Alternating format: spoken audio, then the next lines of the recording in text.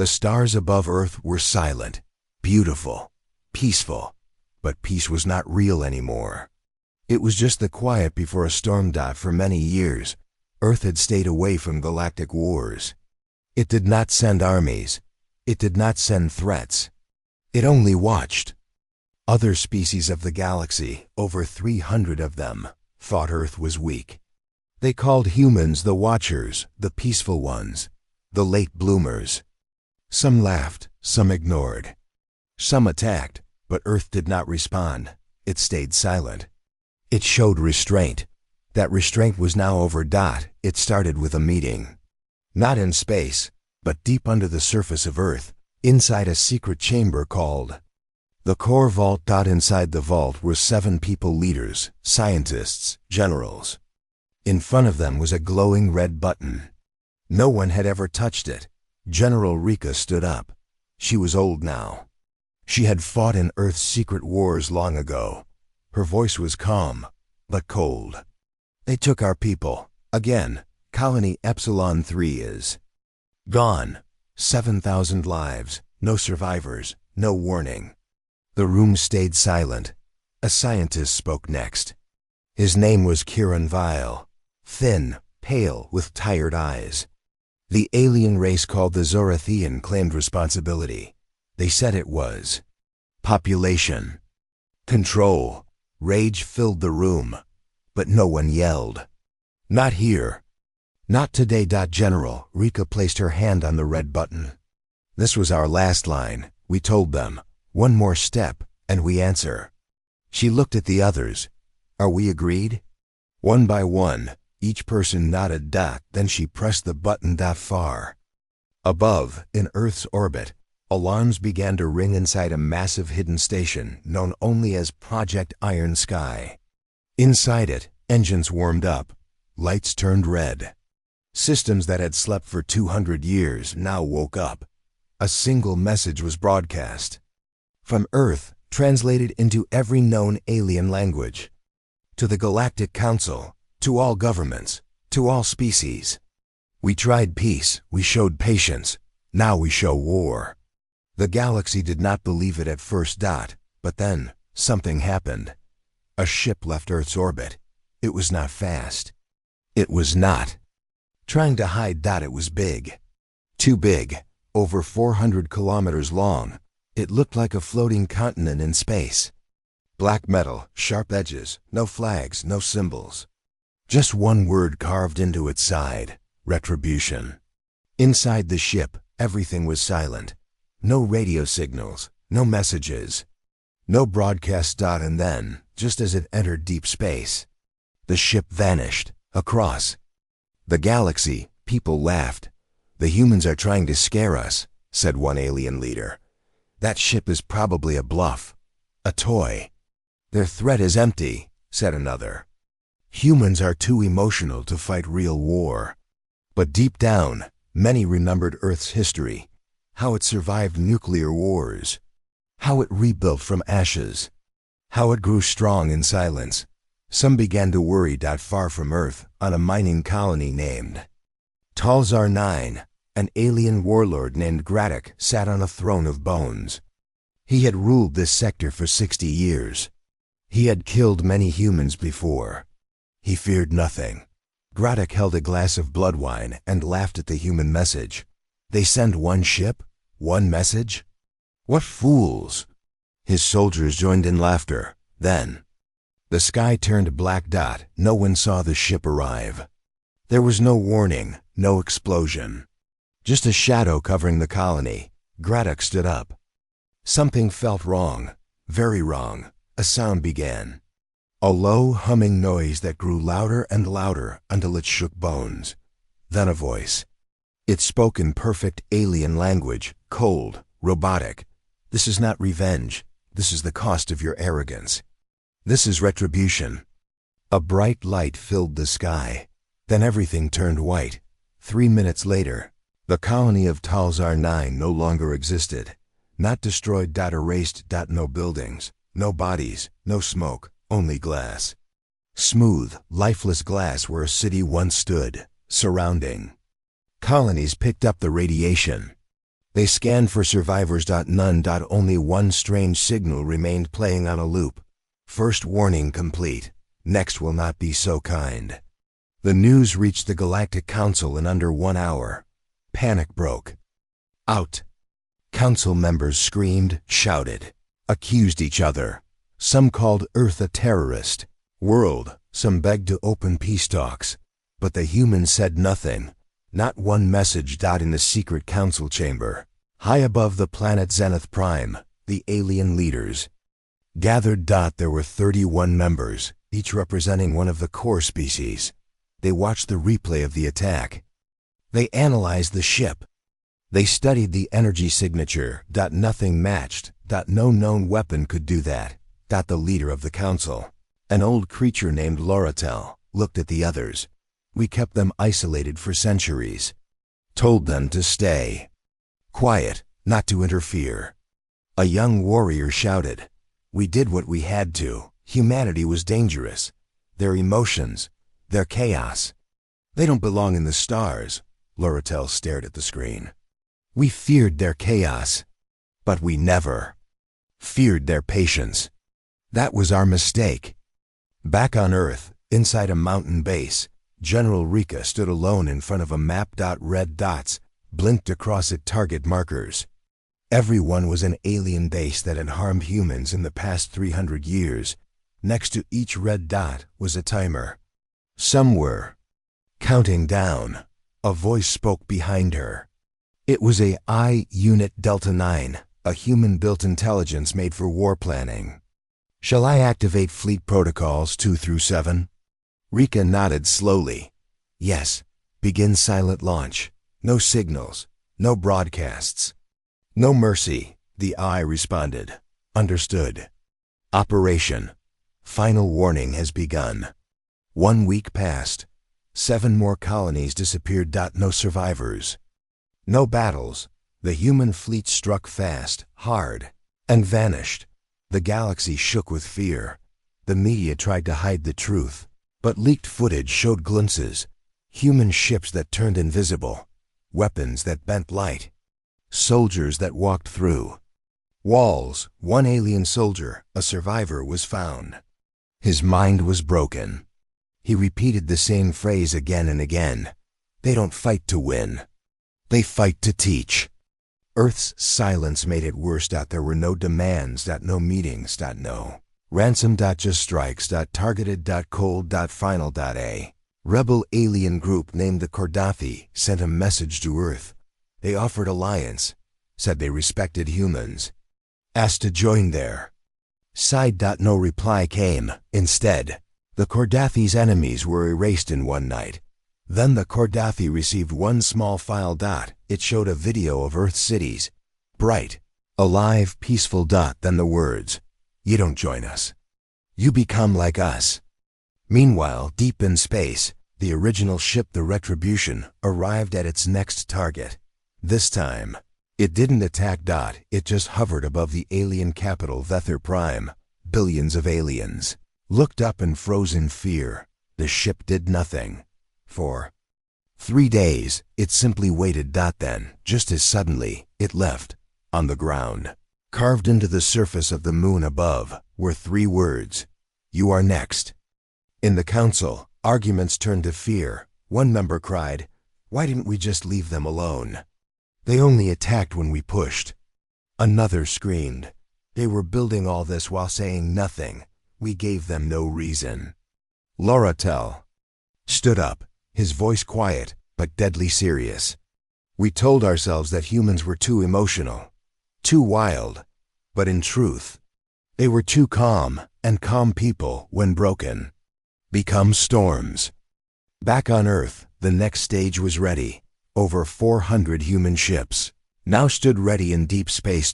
Each one was named after a lost colony, a fallen city, or a forgotten victim. Their names told a story. Epsilon's Ghost, New Terra's Fire, Cradle of Ash, Truthbringer, and one final ship, still being built, larger than all the rest. Its name, End of Restraint. General Rika watched from her command room. She closed her eyes and whispered, "They wanted war. Now, they will learn what it means when a peaceful people stop holding back. The galaxy was shaking, not because of war, but because of silence. For years, Earth had been quiet. A quiet planet at the edge of the galaxy. A planet of thinkers, artists, and diplomats. Other species had laughed at Earth's silence. They believed silence was weakness. Now they knew silence was warning, and the quiet planet had struck. Far from Earth, in the Zorathian core sector, 7 massive ships floated above the rich mining world of Cas9. The Zorathians were a proud warrior race. Their skin was black stone, their eyes glowing red. They believed in conquest. They believed in strength. They did not believe in fear. But today, fear had come. Warlord Maktel Zar, commander of the Zorathian 12th Legion, stood on a black tower that rose high above the surface of Cas9. His armor was thick, layered with bone and metal. His claws could slice through steel. He had killed thousands in battle.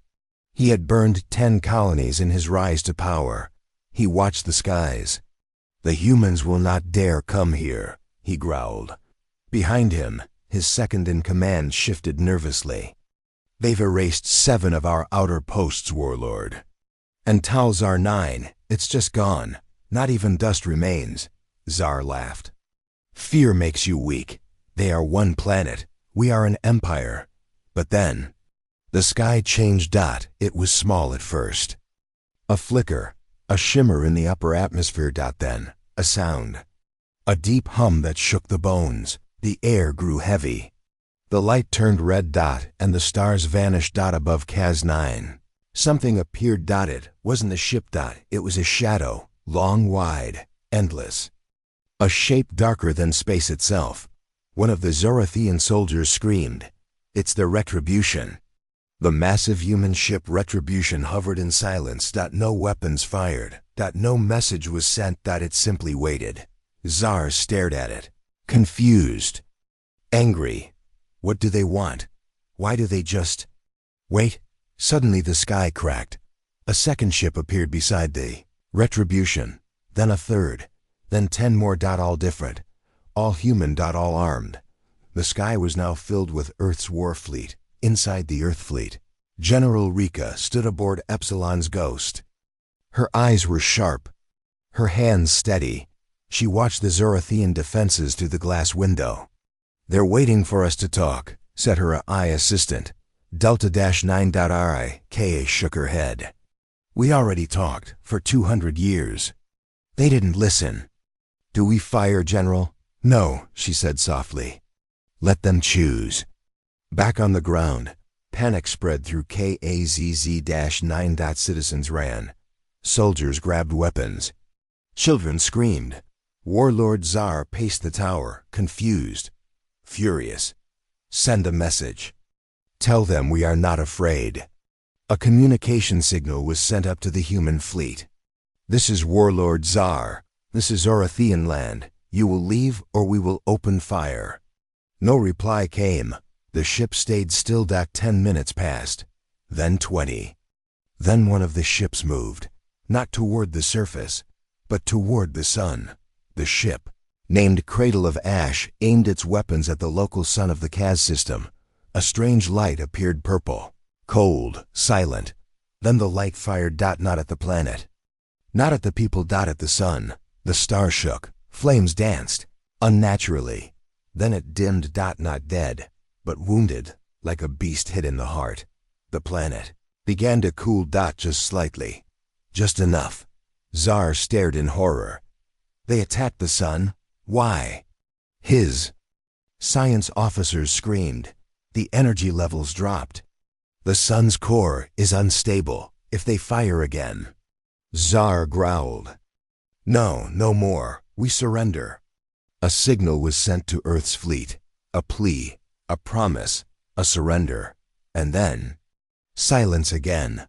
The human ships turned and left. Without a word. In the Galactic Council, chaos ruled. The news from Cas9 reached the chamber in real time. The humans had not destroyed the city. They had not killed anyone. They had only sent a message by harming a star. The meaning was clear. We don't need to destroy you. We can erase your future. On planet Jarethos, home of the mind readers, a group of telepathic aliens held a meeting. They tried to connect with the humans, tried to read their thoughts, but something went wrong.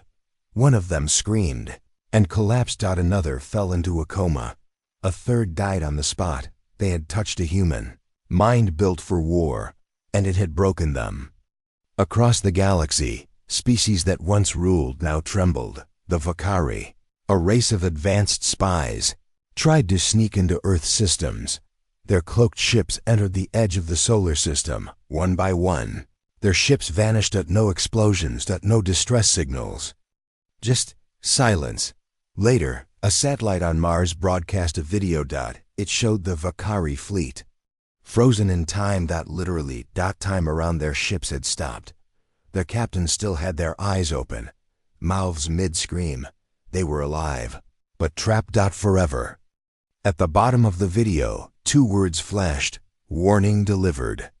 The Galactic Council met again. This time, no one shouted. No one argued. They watched. Listened. Feared. Laura single quotes tell, the elder speaker, broke the silence. They do not seek power. They seek justice. Another member whispered. Then what do we offer? How do we stop them? Loratel shook his head. We don't. We wait and pray we are not next. On the moon Argentas, an alien priest named Solenak stood before his people. He raised his hands to the sky and spoke. The humans are not gods, but they carry justice like fire. We must atone. His followers fell to their knees. Send a message to Earth, he said. Ask for forgiveness. The message was sent. Days passed. Then came a single reply. You never harmed us. You are safe. Continue your peace. The moon celebrated. And across the stars, a quiet hope appeared. But not everywhere. Some empires refused to submit. The Drakari Combine, rulers of 20 systems, sent a fleet to Earth. They said, we will not kneel to apes from a backwater world. Their ships were fast, armed with plasma storms and gravity spears. They reached the edge of Earth's solar system and found nothing. No defense grid. No space army. Just quiet. They moved forward. Closer. Closer. Until they passed Neptune. Then it happened, one by one. Their ships began to shut down. Powerless. Silent. Dead. Their lights turned off. Their captains tried to speak. No one heard. On Earth, General Rika watched. Let them drift, she said. They'll float home eventually, if someone still wants them. A single broadcast was sent out to the galaxy. A video. It showed images of every human colony that had been attacked over the last 300 years. Children lost. Cities burned. Names of the forgotten. Then at the end, the words, you called us weak, you called us slow. But we were waiting, and now we are awake.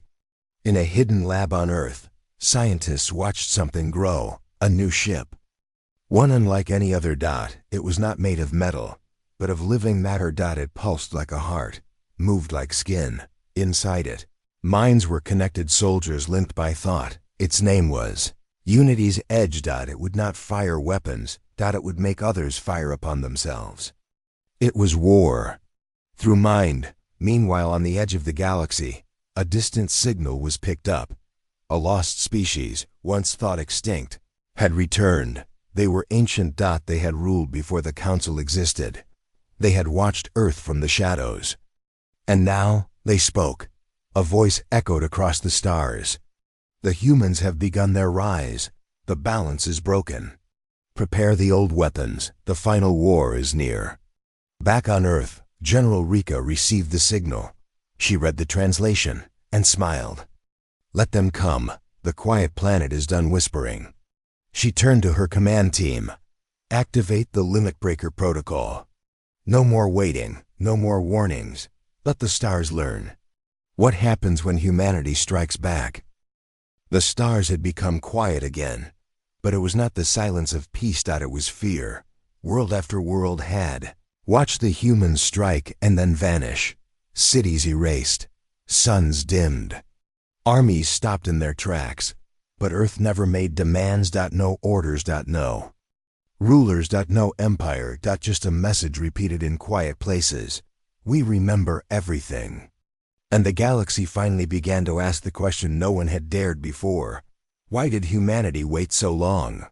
Far above the council world of Setheri, the ancient records vault opened for the first time in 1,000 years. Inside, deep under the crust of the planet, a secret was hidden. Only 3 people had the right to enter: Elder Loratel, Keeper of Truth; Scholar Venther 9, Master of History. And Commander Delkin Ray, head of the Council's secret defense. The 3 stood before a sealed door. On it was a symbol not used for centuries, a human hand holding a broken chain. Venther's voice trembled. Do you really want to open it? Loratel nodded. We must. The past we buried has returned.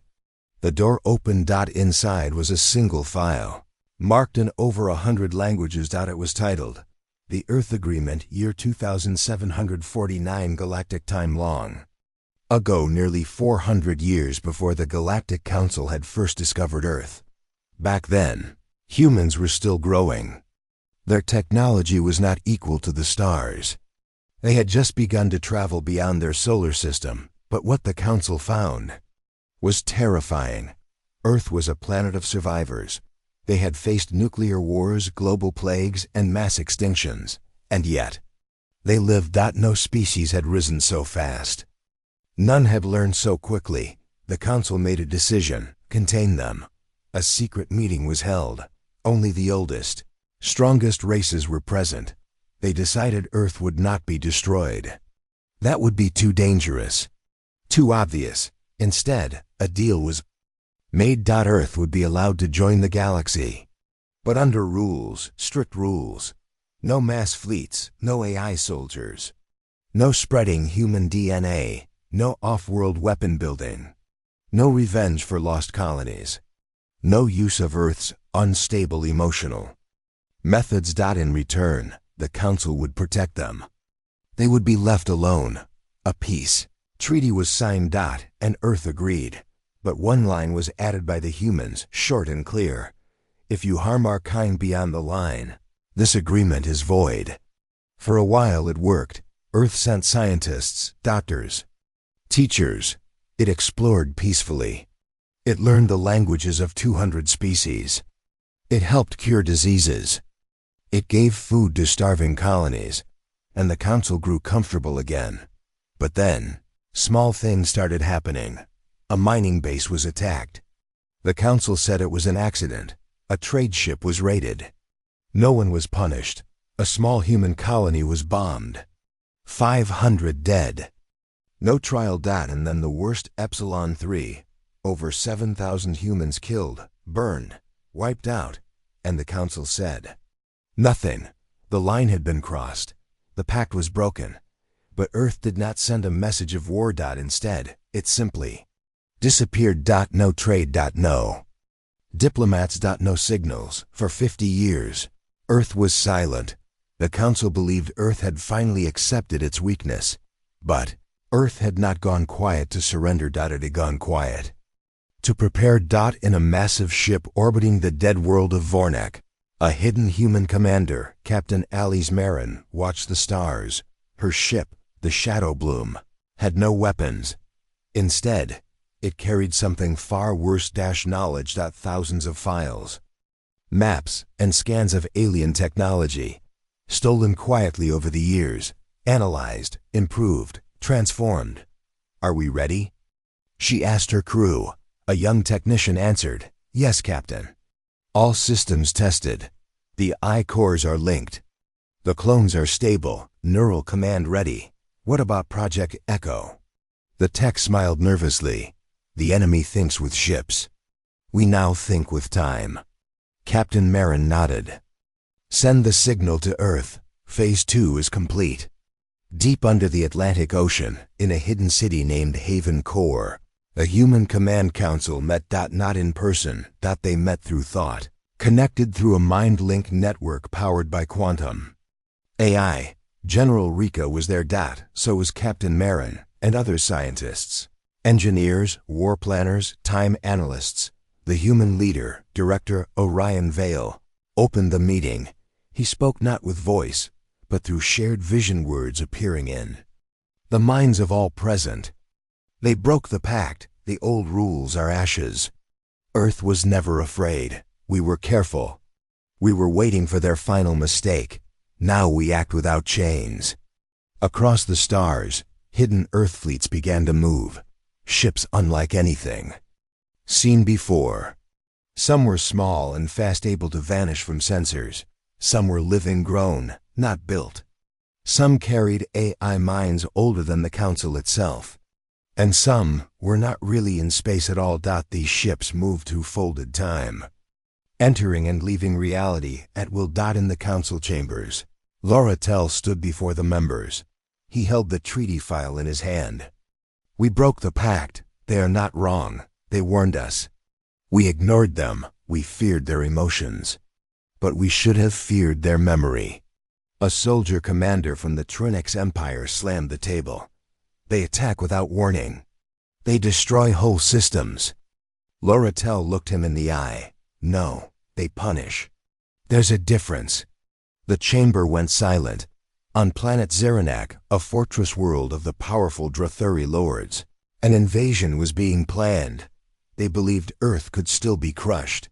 They had numbers, ships, weapons. They did not fear stories. Until the skies opened. Not from above. From the quay. Ground. Under their feet. The surface cracked. Human machines rose from deep underground, built in secret over decades. The Drathuri had walked over them for years without knowing. In under 4 minutes, the capital was in flames. The Drathuri leader surrendered. His last words: "We never saw them coming. They were already here." In a hidden base near the black hole Kron 7, human scientist Dr. Aloysa Wren worked on something terrifying. She stood before a machine made of shifting light. It was not built to destroy. It was built to erase. "Are the calculations safe?"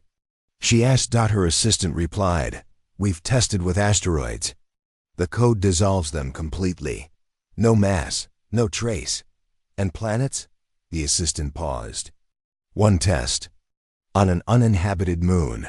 It's gone," Dr. Wren whispered. "If they ever try to wipe Earth, this will wipe the stars." Back on Earth, a public message was finally sent. It was simple.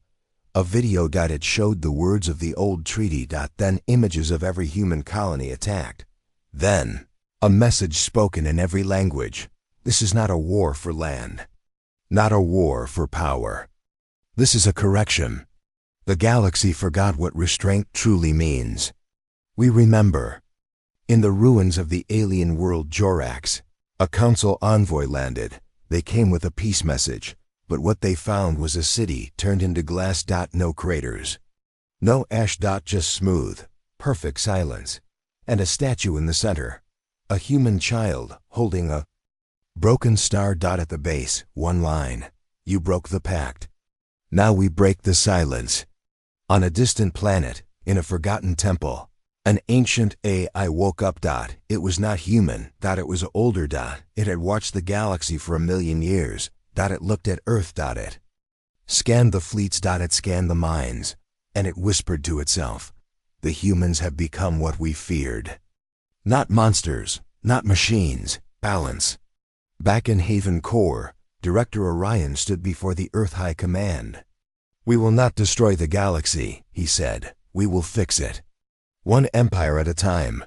He raised his hand. 7 stars. On the map lit up red. The final stage had begun. Earth would not stop. Not until the galaxy remembered why silence should never be ignored. A storm had come to the galaxy, but it was not made of wind, fire, or rain. It was made of fear. Planet by planet, system by system. The galaxy realized a painful truth. Humanity was not weak. They had only been waiting. The council world of Suthuri, once proud, once loud, was now quiet. Its streets were empty. Shops were closed. Even the sky patrols flew slower. In the great council hall, leaders argued in whispers. The chamber was full, but no one raised their voice. They had all seen the signs. Earth had returned, and the humans were no longer asking questions. They were giving answers. Through fire. Through silence, through war, Elder Loratel stood alone on the high balcony of the hall. He looked out at the blue sun of Suthery and whispered, "We laughed at them. We chained them. And now. They break everything we believed was safe." Behind him, the young council guard Ferric stepped forward. "Sir. What do we do?" Loratel didn't turn. "We survive. That's all we can do now." Far away, in the Zurin sector, a powerful alien race called the Veltari watched Earth's actions with cold eyes. They were known as shadow beings, masters of stealth. Spies, assassins, whisperers. They had watched from the dark corners of the galaxy for over 10,000 years, and now they moved. Their fleet, hidden in dark matter fields, launched toward a human outpost called Outpost Sigma 11. The Veltari believed in quick death. Strike fast, strike quiet. They arrived at the outpost within hours, but something was wrong. There was no outpost. Only space. And then a voice. Not from any ship. But from inside their own minds. "We see the shadows. We learned from them. You are not the only ones who know fear." One by one, Veltari ships began to fall apart, not from the outside, but from the inside. Wires melted. Lights went black. Gravity failed. Their own systems turned against them. The humans had not sent weapons. They had sent a virus. A digital ghost. Something that slipped into Veltari systems like smoke. Something that whispered lies into the ship's AI minds. Until they believed. Back on the council world, a report came in. The entire Veltari strike fleet, 40 ships gone. No damage found. No explosions. Just empty husks. Floating, cold. Panic spread. News of Earth's new abilities traveled faster than any ship. Now the galaxy feared not only human weapons, but human ideas. They had created ships that erased time, machines that could eat sunlight, weapons that made enemies destroy themselves, and a new kind of soldier, the mind-bonded, on planet Geronis. A training base was hit, but no human ship was seen.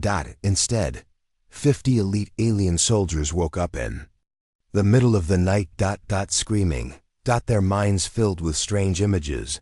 Earth's destroyed colonies, human children dying, old war crimes. Each soldier saw the same memories. Memories that weren't theirs. Memories they couldn't forget. They broke. Mentally, some took their own lives. Others surrendered. The humans had never fired a shot. They had sent empathy bombs, invisible signals that forced the enemy to feel what the victims had felt. On a distant moon, a secret meeting was held by the Red Fang Alliance, 5 of the galaxy's oldest warlords. They believed Earth was bluffing. "They can't keep this up forever," said Jun Cole, a lizard-like general. "They're one species." "Then let's break them," said Mirach, a 4-eyed warlord. "Strike Earth itself. End this before it spreads." A plan was made. A fleet of 200 warships. 4 different empires. All headed for Earth. But Earth knew. The fleet never reached the solar system. Somehow, Earth knew their path. Ships vanished mid-warp. Others came out of hyperspace too early inside black holes or asteroid fields. A few lucky ones turned back. Terrified, one ship made it close enough to send a video before it was destroyed. The crew screamed. "They bent space around us. The stars are wrong. We can't escape." On Earth, inside a control room deep under Antarctica, General Rika watched. Beside her stood a young operator. "The Red Fang fleet has been dealt with," he said. "No human losses." Rika nodded. "Any survivors?" "Only one. We let him go. He'll talk." "Good," Rika replied. "Let them hear. Let them know." Soon after, the survivor ship arrived back at the edge of the galaxy. The pilot, trembling and broken, gave only one message. Earth does not defend itself. It rewrites the battlefield. Back in the council, fear had turned to despair. The council's armies had failed. Its spies had vanished. Its allies were surrendering. A vote was held. Should the council offer Earth a seat as a ruling power? Loratel said yes. Many agreed, but the old guard refused. "We do not kneel to apes," said one counselor. That night, his home city vanished. No explosion. No fire. Just gone. As if erased. His name was removed from records, even the AI memory. Banks forgot him. Only one thing remained. A note carved into his seat at the council table. "We are not apes. We are memory." On the planet Craster 5, a famous war poet wrote, "We once ruled with pride. Now we beg to be ignored. Earth does not invade, it reminds." But Earth was not finished. Not yet. In the center of the galaxy, on the trading hub Navara Prime, an alien slave market continued to operate in secret. It sold hundreds of beings every week. Some human, some half-human. Earth had warned this market before. Now they sent a final answer. The sky above Navara turned blue. Not dark blue. Bright. Too bright. As if a second sun had been born. Then. Nothing. When the light faded, the market was gone. Not destroyed. Moved. Shifted. 3 seconds into the future. Now forever out of sync with the rest of the universe. Nothing could touch it. No sound could reach it. The people inside could never leave. They were trapped, watching the galaxy, but unable to speak to it. A perfect prison. At the center of the site, a single line of code appeared in space. No more chains. A message was sent to Earth by a nervous council faction. "What do you want?" Earth's reply was short. "Nothing. We are not here to rule. We are here to clean." In a quiet star system known as Yara's Reach, a child watched the stars. She was from a species called the Zethari, peaceful farmers. Her father told her stories of Earth. "Are they monsters?" she asked. He smiled softly. "No, little star. They are gardeners," and the garden was left alone too long. Inside Haven Core, Earth's command gathered again. This time, a new plan was ready. The Limit Breaker Protocol. Not for defense. Not for revenge. But to end the galactic structure that allowed all this. Orion Vale, the leader, stood before the others. "We've taught them fear. Now we teach them change." 7 systems were marked. The oldest seats of corruption. The breeding planets of the worst. Warlords. The banks that funded slave markets. The factories of illegal weapons. The brain farms that copied minds. Each would be hit, not with destruction, but transformation. Earth would not burn them. It would take them, rebuild them. Turn them into something new. No more tyrants. Only memory. Only lessons. Back on Suthari, Elder Loratel looked at the galaxy map. Dozens of worlds now glowed in Earth's blue light. Not because they were dead, because they had been remade, freed. "They are not conquerors," he said softly. "They are not kings. They are the fire after frost, the scream after silence. They are what comes when the stars forget." The galaxy had grown used to fear. Fear of war. Fear of invasion. Fear of loss. But now, a new fear had begun. One that didn't come from human ships or weapons. This fear came from whispers. Whispers that had no source. No location. No signal. Just. Voices in the dark. It started small. On a distant mining colony named Torvik 3, a worker heard something strange in the silence of the night. A voice, but not in the air. It spoke in his mind. "Do you remember Epsilon 3?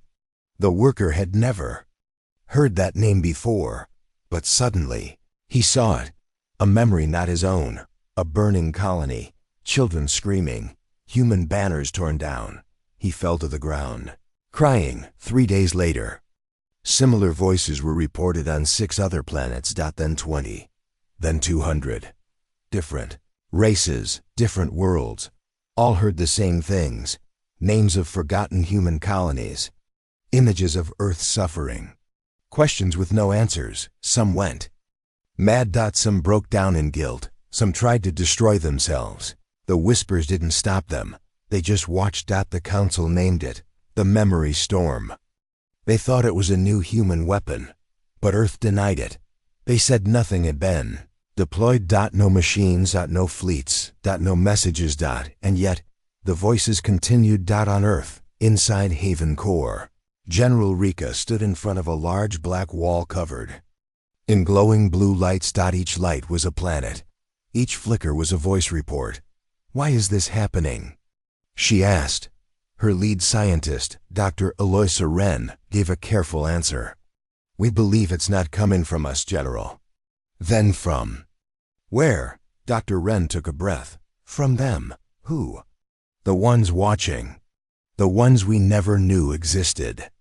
Back in the farthest edge of space, the Shurnal were moving. They were old. So old that even the stars feared them. Their bodies were made of gas and gravity, light and time. They spoke in pulses that bent space. And now, for the first time in over 1,000,000 years, they were watching a single world. Earth. Inside a floating sphere the size of a moon. One of the Shurnal spoke. They remember pain. They speak through memory. They burn without fire. They bend without force. "We have waited for this," another voice replied. "Will they destroy everything?" The first answered, "No, they will change it. They are not a weapon. They are a correction." Back in the galaxy, strange things were happening. A prison planet disappeared. Not exploded. Not evacuated. Gone. All the guards, all the prisoners, vanished in a blink. A message was left behind, floating above where the planet used to be. It read, "Pain cannot be buried forever." In the council, panic turned to chaos. Many leaders resigned. Some fled. A few begged Earth for help, even though they had once called humans insects. Elder Loratel stood again before the council chamber, but now only 30 seats were filled. Half were empty. Burned. Abandoned. "We ignored their warnings," he said. "We erased their dead. Now their dead speak louder than our leaders." In a hidden part of space, human ship, the Silent Path, floated above an unmarked planet. It carried no weapons. Just one pilot, Captain Maeve Lynn. Her job was not to fight. It was to listen. She had been trained by Earth's best thinkers. She had the deep layer in her mind fully open. She sat in silence, waiting for something to speak. And after 13 days, something did. A voice, soft and strange. "We see what was done to you. We watched when others turned away. Your fire is ancient." Maeve didn't respond. She simply opened her mind and showed the voice.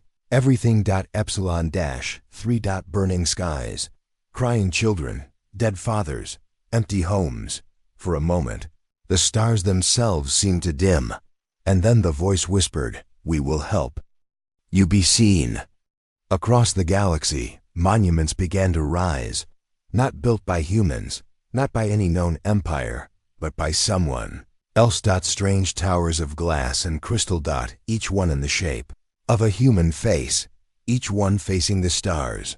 On the base of every tower, the same message appeared in glowing letters. "We saw them. We ignored them. Never again." A species called the Via Tural, once known for their cruel experiments on human prisoners, woke up to find their cities gone, replaced by massive forests. Every lab turned into a lake.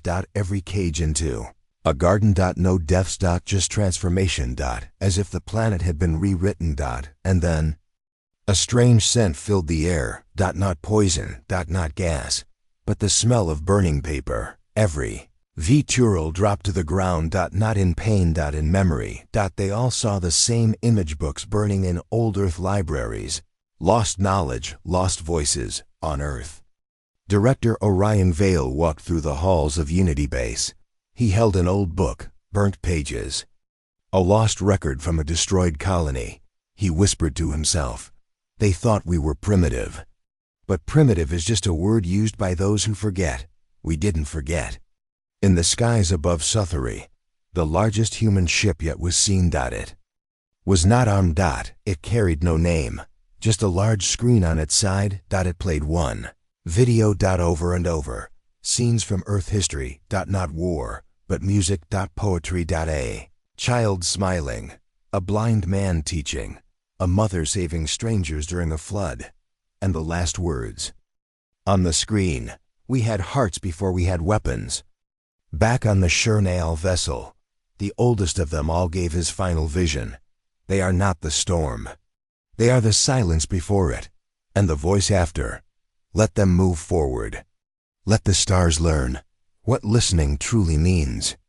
Back in the ruins of a council stronghold, a strange figure walked alone. It was not human. But it wore a human face, not a mask. A gift, one given by the whispers. It walked past broken thrones and dead machines, and carved a final message on the wall. The dark is no longer empty. It listens now. The galaxy had grown used to fear, fear of war, fear of invasion, fear of loss. But now, a new fear had begun, one that didn't come from human ships or weapons. This fear came from whispers, whispers that had no source. No location. No signal. Just. Voices in the dark. It started small. On a distant mining colony named Torvik 3, a worker heard something strange in the silence of the night. A voice, but not in the air. It spoke in his mind. Do you remember Epsilon 3? The worker had never heard that name before, but suddenly, he saw it. A memory not his own. A burning colony, children screaming, human banners torn down. He fell to the ground, crying. 3 days later, similar voices were reported on 6 other planets. Then 20, then 200. Different races, different worlds, all heard the same things. Names of forgotten human colonies, images of Earth's suffering, questions with no answers. Some went mad. Some broke down in guilt. Some tried to destroy themselves. The whispers didn't stop them. They just watched. The council named it the Memory Storm. They thought it was a new human weapon, but Earth denied it. They said nothing had been deployed. No machines. No fleets. No messages. And yet, the voices continued. On Earth, inside Haven Core, General Rika stood in front of a large black wall covered in glowing blue lights. Each light was a planet. Each flicker was a voice report. Why is this happening? She asked.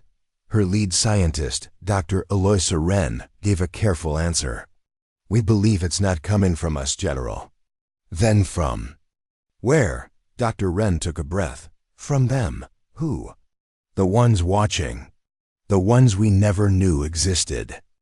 Back in the farthest edge of space, the Chernail were moving. They were old. So old that even the stars feared them. Their bodies were made of gas and gravity, light and time. They spoke in pulses that bent space. And now, for the first time in over 1 million years, they were watching a single world. Earth. Inside a floating sphere the size of a moon. One of the Chernail spoke. They remember pain. They speak through memory. They burn without fire. They bend without force. We have waited for this. Another voice replied. Will they destroy everything? The first answered. No, they will change it. They are not a weapon. They are a correction. Back in the galaxy, strange things were happening. A prison planet disappeared. Not exploded. Not evacuated. Gone. All the guards, all the prisoners, vanished in a blink. A message was left behind. Floating above where the planet used to be. It read, pain cannot be buried forever. In the council, panic turned to chaos. Many leaders resigned. Some fled. A few begged Earth for help. Even though they had once called humans insects. Elder Loratel stood again before the council chamber. But now, only 30 seats were filled. Half were empty. Burned. Abandoned. We ignored their warnings, he said. We erased their dead. Now their dead speak louder than our leaders. In a hidden part of space, human ship, the Silent Path floated above an unmarked planet. It carried no weapons, just one pilot, Captain Mavie Lynn. Her job was not to fight, it was to listen. She had been trained by Earth's best thinkers. She had the deep layer in her mind fully open. She sat in silence, waiting for something to speak. And after 13 days, something did. A voice, soft and strange. We see what was done to you. We watched when others turned away. Your fire is ancient. Mavie didn't respond. She simply opened her mind and showed the voice. Everything. Epsilon dash 3. Burning skies, crying children, dead fathers, empty homes. For a moment, the stars themselves seemed to dim. And then the voice whispered, we will help you be seen. Across the galaxy, monuments began to rise. Not built by humans, not by any known empire, but by someone else. Strange towers of glass and crystal. Each one in the shape of a human face, each one facing the stars. On the base of every tower, the same message appeared in glowing letters. We saw them. We ignored them. Never again. A species called the Via Tural, once known for their cruel experiments on human prisoners, woke up to find their cities gone, replaced by massive forests. Every lab turned into a lake. Every cage into a garden. No deaths. Just transformation. As if the planet had been rewritten. And then a strange scent filled the air. Not poison. Not gas, but the smell of burning paper. Every Tural dropped to the ground. Not in pain. In memory. They all saw the same image books burning in old Earth libraries. Lost knowledge, lost voices, on Earth. Director Orion Vale walked through the halls of Unity Base. He held an old book, burnt pages. A lost record from a destroyed colony. He whispered to himself. They thought we were primitive. But primitive is just a word used by those who forget. We didn't forget. In the skies above Suthery, the largest human ship yet was seen. It was not armed. It carried no name, just a large screen on its side. It played one video. Over and over, scenes from Earth history. Not war, but music. Poetry. A child smiling, a blind man teaching, a mother saving strangers during a flood, and the last words. On the screen, we had hearts before we had weapons. Back on the Chernail vessel, the oldest of them all gave his final vision. They are not the storm. They are the silence before it, and the voice after. Let them move forward. Let the stars learn what listening truly means. Back in the ruins of a council stronghold, a strange figure walked alone. It was not human. But it wore a human face, not a mask. A gift, one given by the whispers. It walked past broken thrones and dead machines, and carved a final message on the wall. The dark is no longer empty. It listens now. It began with silence, not the silence of peace. Not the silence of space. This silence was strange. It was the kind of silence that feels heavy, like the sky is holding its breath. And across the galaxy, everyone noticed. On the planet Miradol, the sky turned dark in the middle of the day. Birds stopped flying. Machines stopped moving.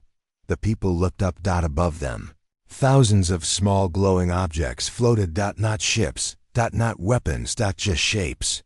Like stars that had moved closer. The shapes didn't speak. They didn't fire. They only watched. And then they vanished. On the moon Ravuk, a mining crew received a message on every screen, every device, every scanner. The message was simple. Today is the day memory wins. The machines shut down. The drills froze, and the miners stood in place, afraid to even breathe. Across the galaxy, similar things happened. Ships refused to launch. Satellites blinked out. Communications went silent. AI systems refused to follow orders. No one knew why. No commands had been sent from Earth. No armies had moved. But something was changing. Something deep. In the great floating city of Zarnith, Known for its trade and greed, the central clock tower stopped for over 2,000 years. It had ticked without fail. It stopped at the exact moment the Earth-born memory storm passed through the system. The traders panicked. Money became useless for the next 18 hours. The markets fell, and when they returned the next day, everything had changed. New rules were in place, not written by Earth, written by the people themselves. In the ancient library world of Phallus 9, the galaxy's greatest knowledge, Mindcore refused to answer any question. It said only one thing: you know the answers, you just didn't want to feel them. The galaxy had faced wars before. Many. Some ended in blood, some ended in fire. But this was different. There was no war. Only stillness. Every empire, every species, every soldier stopped, and they waited. On Earth, inside Unity Base, General Rika and Director Orion Vale watched the galactic map. It was covered in blue lights, not red, not yellow. Just blue. It meant no action. No attacks. No defense. No movement. Orion spoke first. They all stopped. Rika nodded. Even the ones who hate us most. Why? Orion paused, then said, because today. They remembered what they did. In orbit around Earth, a human ship floated quietly. It was the Whisper Star, a new type of ship made not for war, but for broadcast. Not video. Not sound, but emotion. Inside it sat only one person, a woman named Eva Tolan. She had the strongest, deep memory layer of any human. She didn't speak. She didn't need to. She simply sat in her chair and felt. And every planet in range felt with her. Pain. Loss. Hope. Fire. A child's laugh, the sound of boots in snow, the scream of a mother on Epsilon-3. The silence of a forgotten colony. All of it shared across space. For one day, the galaxy didn't just remember. It lived through Earth's past. On the council world of Suthari, Elder Laura Tell stood in the center of the chamber. The other council seats were empty now. Abandoned. The council had fallen apart, not by force. By guilt. Laura Tell spoke to no one, yet his words echoed through the halls. We thought we knew what war was. We thought humans were weak because they forgave, but they didn't forgive. They waited. And now on this day, we learned. He turned and looked up toward the sky. Memory is sharper than any blade. In the city of Carvan, a great statue stood. It had been built hundreds of years ago to celebrate the victory over Earth's colony ships. Now, in the silence, the statue crumbled, not from attack, but from the inside. The metal peeled. The stone cracked. And underneath, a new statue formed. A human child, holding a flower, with a message at the base. This is who you killed. The galaxy cried, not all at once, but in parts, on different worlds. In different ways. Tears and silence, prayers to the stars, screams from those who had buried the truth for too long. They had called Earth primitive. They had broken the treaty. They had ignored the warnings. Now they could no longer hide. Far beyond the known systems, the ancient beings known as the Shurnell looked at the galactic stillness. One of them whispered, "It has begun." Another answered, "They stopped the stars." With memory, the old pain has become the new law. And somewhere even further outside time itself, something else woke up. Something ancient. Something that had watched galaxies rise and fall. It was not a god, not a machine. It was called the balance. It had no body. No face. Just presence. And for the first time in billions of years, it moved toward Earth. Back in Earth's secret base under the Pacific Ocean, a scientist named Dr. Yen Lorik sat in a chair, shaking. He had built memory transmitters. He had designed emotion feedback loops, but even he didn't expect what was happening now. "We didn't send this," he whispered. "It's not us anymore." His assistant asked, confused, "Then who?" Dr. Lorik looked up, eyes wide. "The galaxy itself. On the moon Tural 5, a small alien child woke from a dream. She looked at her mother and said, "Mama, I saw a blue world crying." Her mother asked, "Did the world stop crying?" The child shook her head. "No, but now the stars are crying too." For the first time in known history, no violence was recorded in the entire galaxy. No war. No deaths by weapon. No uprisings. It was the day the galaxy stopped, because Earth had reminded them of something they tried to forget. That memory is a force. That truth is alive. That pain ignored becomes justice delayed. Inside the Whisper Star, Ava Tolan finally opened her eyes. The transmission had ended. The pain had passed. She stood up, tired but calm. And she sent one final message out to all systems. "We do not want your lands. We do not want your gold. We do not want your silence. We want you to look in the mirror."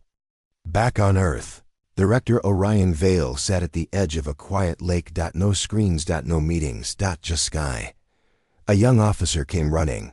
"Sir, reports are coming in. Every major empire has paused movement. Some are dissolving. New alliances are forming. Trade is being rewritten. And sir, dozens of planets have just declared themselves Earth-aligned, not ruled-aligned." Orion didn't move. He simply looked up. Then today was worth it. Because the galaxy had learned something. Earth did not conquer. Earth did not rule. Earth remembered. And now, so did the stars. The galaxy had changed. It wasn't because of war. It wasn't because of weapons. It was because of memory. And now, even the stars remembered. In a dark corner of the galaxy, on a lonely planet called Joan 4, an old war machine stood silent. It had been built to kill humans. Long ago, during the early colony wars. But now, it did not move. Its systems still worked. Its guns were ready. But something had changed deep. Inside its core, a voice played in its memory file. "We don't hate you. We just want you to feel what we felt." Pain lost silence. And so, the war machine shut itself down. Not because it was broken, but because it understood. Across hundreds of systems, walls came down. Not physical walls, but mental ones. Species that had once banned human music now played it in public halls. Old enemies began to speak again. For the first time in living memory, there were no galactic wars. The council no longer ruled. Now, a new kind of meeting was being held. Not in a chamber of politicians, but in a simple open place called the Ring of Memory, a circle of stone built on neutral ground, with one seat for every world. And in the center, an empty chair. The chair for Earth. They never sat in it, because they said, "We don't want power. We want truth to sit in the middle." On a high mountain on Earth, Director Orion Vale looked at the stars. Next to him stood General Farai Ka. No battles to plan. No wars to fight. Just silence and sky. "It's done," she said softly. Orion didn't answer right away. He watched as the night beacon rose, a new satellite that carried peaceful human messages to every part of the galaxy. Not threats, not orders. Just stories. Old stories. New hopes. And songs. "The galaxy has changed," Orion finally said. "But not because we made it. Because we reminded it what it forgot." On the moon Yelto, a child of the insectoid race Sela played with a human-made toy. His parents watched, amazed. 10 years ago, they would have been punished for even speaking to a human. Now, they lived beside them, not as rulers and subjects, but as neighbors. The toy played a simple tuna lullaby from Earth. The child smiled, and in his eyes there was no hate. Only light. Back on Suthari, once the home of the Galactic Council, a museum was open. It was not grand. It was quiet. Inside, a small room held just one thing. A burned piece of metal from Epsilon-3. Below it, a message was written in 100 languages. We remembered.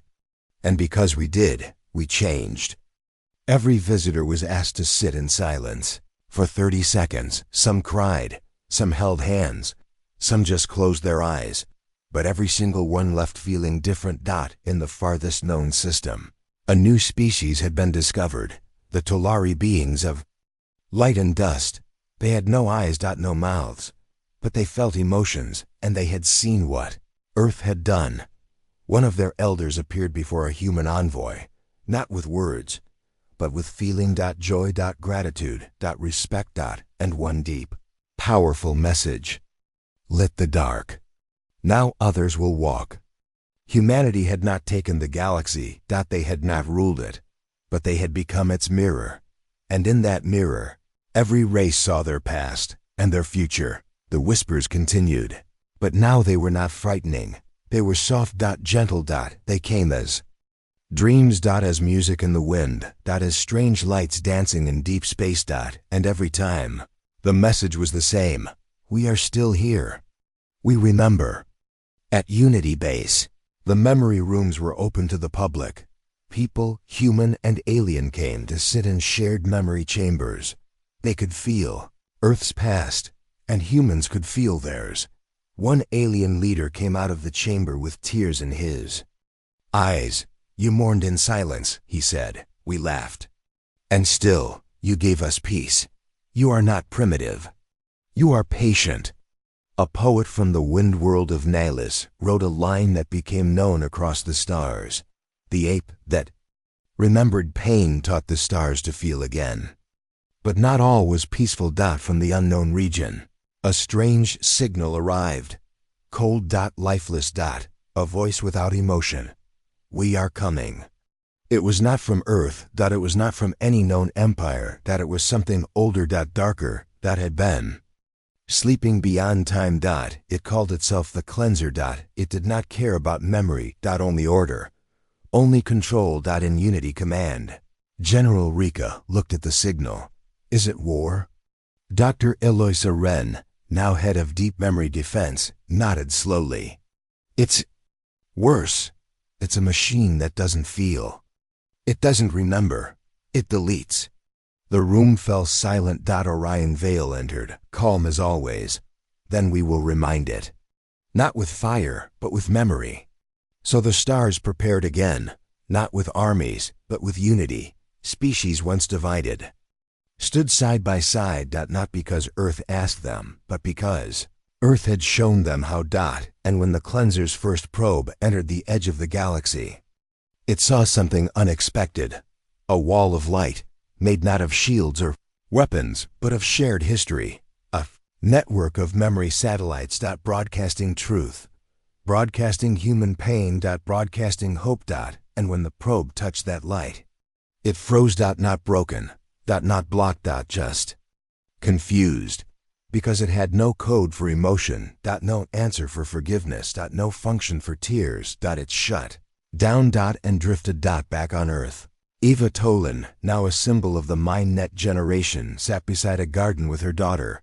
Her child asked, "Did we win?" Eva smiled. "No, we remembered. And that's more powerful than winning." Across the stars, a celebration began, not of victory, but of awakening. Planets rang bells. Ships flashed lights in unison. People sang songs older than nations. Even the dead were honored, because it was not just Earth's pain now. It was shared. And so the galaxy moved forward. Together. Slowly. Carefully. But with new eyes, with new hearts, because humanity, the forgotten, mocked, enslaved species, had become the beating heart of the stars.